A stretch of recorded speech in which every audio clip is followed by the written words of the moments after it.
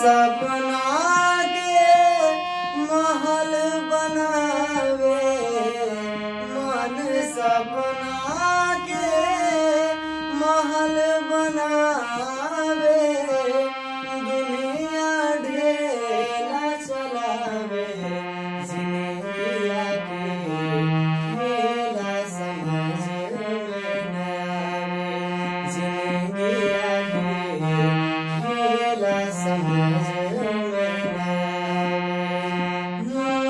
जब जब